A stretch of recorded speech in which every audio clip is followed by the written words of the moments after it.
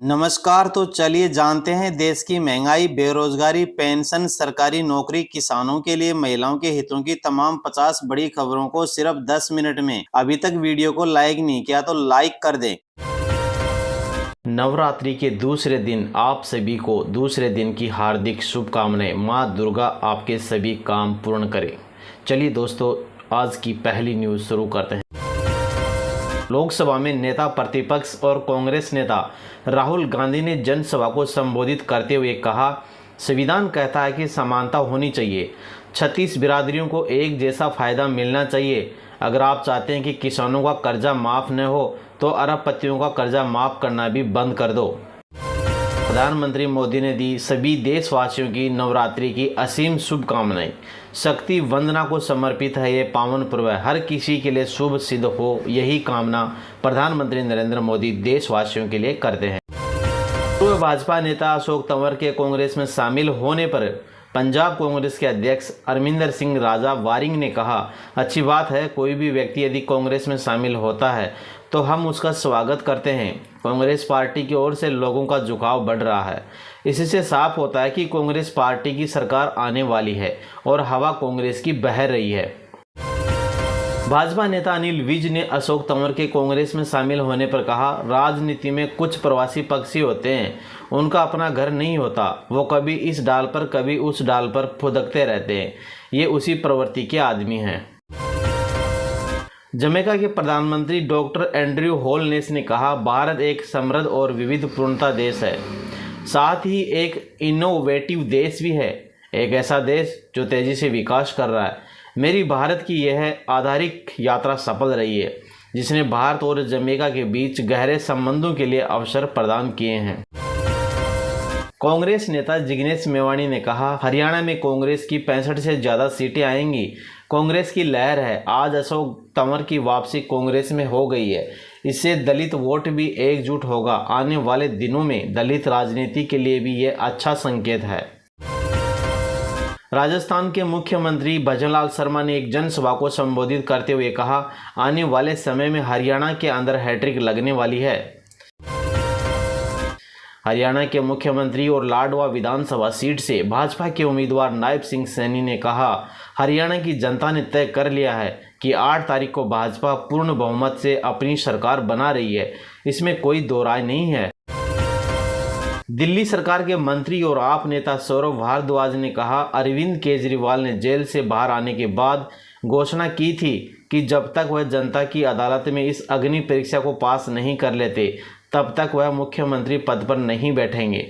उस समय उन्होंने कहा था कि पितृपक्ष के बाद वह नए आवास में शिफ्ट हो जाएंगे।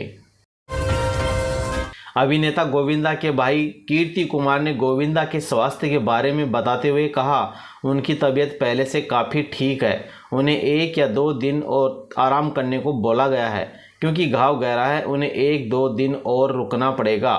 हम जनता को इतना प्यार देने के लिए बहुत बहुत धन्यवाद देते हैं। एमडी वैज्ञानिक संदीप कुमार शर्मा ने बताया, 27 जून को राज्य में पहुंचा मानसून।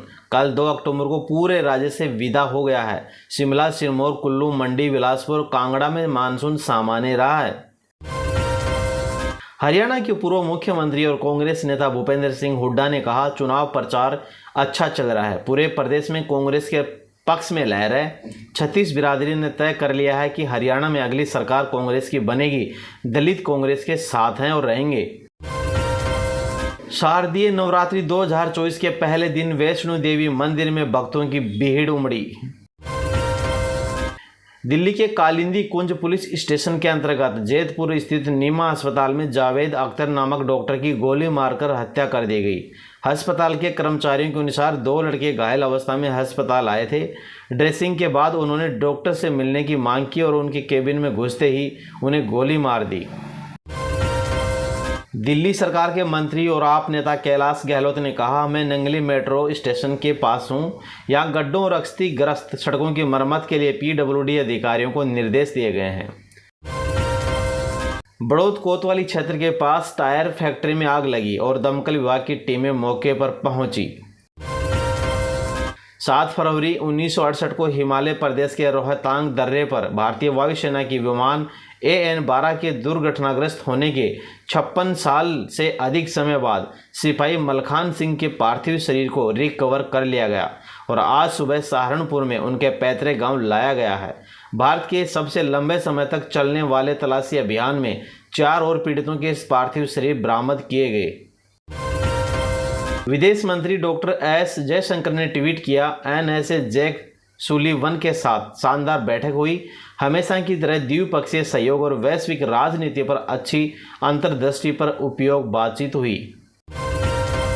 ईशा फाउंडेशन के खिलाफ जांच पर सुप्रीम कोर्ट की रोक, कहा पुलिस आगे एक्शन न ले।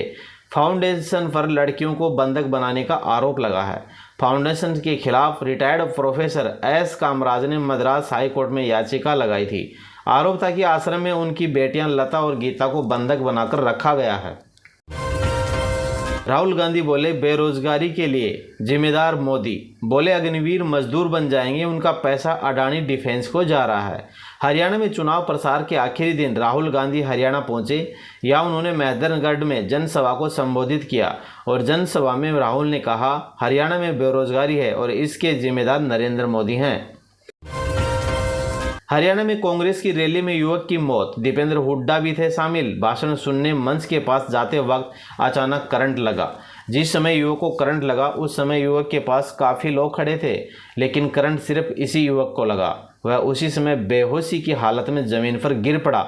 लोगों ने युवक को तुरंत नारनौल के नागरिक अस्पताल पहुंचाया, जहां डॉक्टरों ने उसे मृत घोषित कर दिया गया। युवक अपने पिता के साथ जनसभा में आया था। पंजाब और हरियाणा में किसानों ने रोकी ट्रेनें, रेलवे ट्रैक पर बैठ किया प्रदर्शन। कंगना और बिट्टू किसानों को बदनाम करने की कर रहे हैं कोशिश। ईरान ने मंगलवार रात इजराइल पर करीब 200 मिसाइलें दागी। ईरान की ज़्यादातर मिसाइलों को इजराइल के डिफेंस सिस्टम आयरन डोम ने ही नष्ट कर दिया। IDF के मुताबिक हमले में कोई गंभीर रूप से घायल नहीं हुआ है। इस फोगाट बोली, मैंने PM मोदी से बात नहीं की। ओलंपिक डिस्क्वालीफाई होने के बाद कॉल आई थी। पेरिस ओलंपिक में 100 ग्राम बड़े वजन से डिस्क्वालीफाई होने पर PM नरेंद्र मोदी की तरफ से उन्हें कॉल आई थी, लेकिन उसमें कुछ शर्तें रखी गई थी। वह ये वीडियो सोशल मीडिया पर भी डालना चाहते थे, इसलिए मैंने बात करने से इनकार कर दिया। सुप्रीम कोर्ट बोला, जेल मैनुअल से भेदभाव बढ़ाने वाले नियम हटाए। किसी विशेष जाति के कैदियों से सीवर टैंक साफ कराना गलत है, पुलिस कार्रवाई करे। सुप्रीम कोर्ट ने जेल मैनुअल से जातिगत भेदभाव मिटाने वाले नियमों को हटाने को कहा है। शीर्ष कोर्ट ने कुछ राज्यों को निर्देश दिए हैं कि जेल में जाति के आधार पर काम का बंटवारा नहीं किया जाए। जेल में जातिगत आधार पर काम के बंटवारे को लेकर सुप्रीम कोर्ट में याचिका दायर की गई थी। Chief justice DY Chandrachud, justice JB Pardiwala और जस्टिस मनोज मिश्रा की बेंच ने गुरुवार को आदेश में कहा, इन चीज़ों की अनुमति नहीं दी जा सकती। अरब देशों का स्विट्जरलैंड कहा जाता था लेबनान, शिया सुन्नी और ईसाइयों से मिलकर बना। फिलिस्तीन की दोस्ती और इजराइल की दुश्मनी में कैसे बर्बाद हुआ। इजराइल अपने टैंक और हथियार लेकर एक बार फिर लेबनान में घुस चुका है, लेकिन इसे देखने के लिए साहिब अब जिंदा नहीं है। लेबनान और इजराइल के आमने सामने होने की वजह वही फिलिस्तीन है, जिसके लिए लेबनान ने दूसरे अरब देशों के साथ मिलकर इजराइल से जंग लड़ी थी। कर्नाटक के मंत्री बोले, सावरकर गोमांस खाते थे। विवाद बढ़ा तो कहा, सच बोलने के लिए अक्षमा करे। भाजपा बोली, राहुल आधुनिक जिन्ना। कर्नाटक के स्वास्थ्य मंत्री के दिनेश गुंडू राव ने बेंगलुरु में दावा किया कि सावरकर मांस खाते थे और वे गो हत्या के खिलाफ नहीं थे। जिन्ना नहीं बल्कि सावरकर कंट्रपति थे। अब 2 अक्टूबर को महात्मा गांधी पर लिखी एक किताब के लोकार्पण कार्यक्रम में बोल रहे थे। ये थे दोस्तों आज के मुख्य समाचार, और आप चैनल पे नए हैं तो साथ ही चैनल को सब्सक्राइब जरूर कर लें।